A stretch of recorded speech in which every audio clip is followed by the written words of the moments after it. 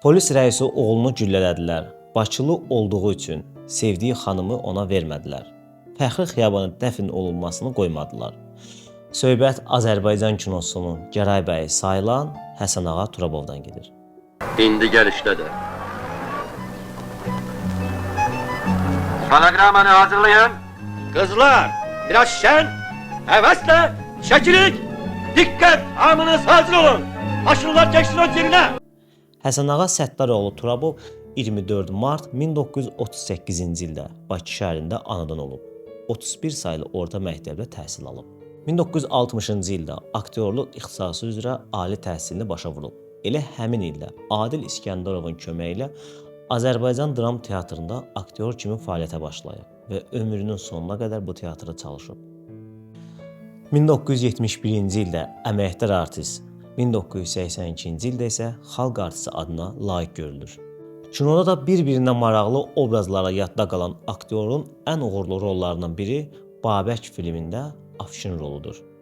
Həsən Turabovun 7 oğul istərəm, Axırıncı aşırım, Çarvadların izi ilə, Ürək, ürək, Sevinc buxtası, Qəm pəncərəsi, Bəyin oğurlanması və başqa filmlərdəki rolları da öz ifa tərzi ilə seçilir.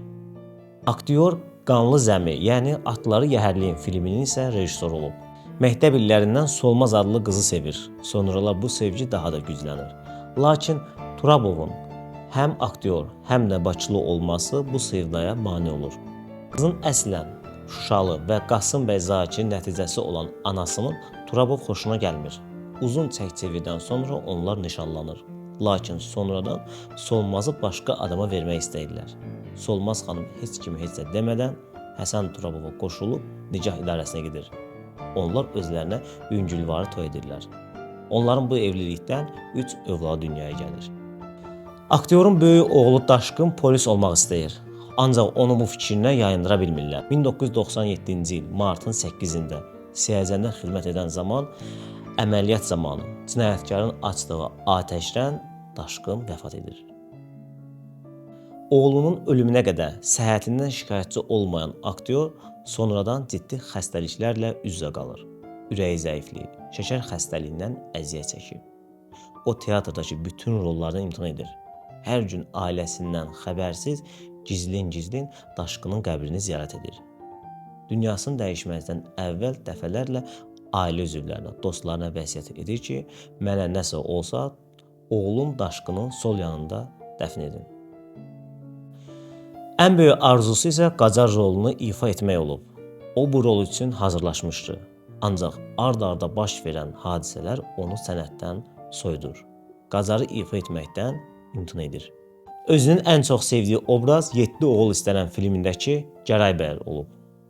2003-cü ildə aktyor ürəyindən əməliyyat olunur. Lakin vəziyyəti yaxşılaşmaqdan daha da pisləşir. O, 2003-cü il fevral ayının 23-də dünyasını dəyişir.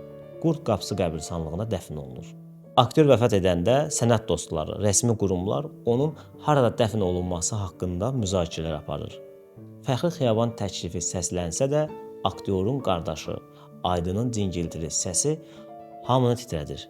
Daşqının yanında qurtardı və aktyoru oğlu Daşqının sol yanında dəfn edirlər.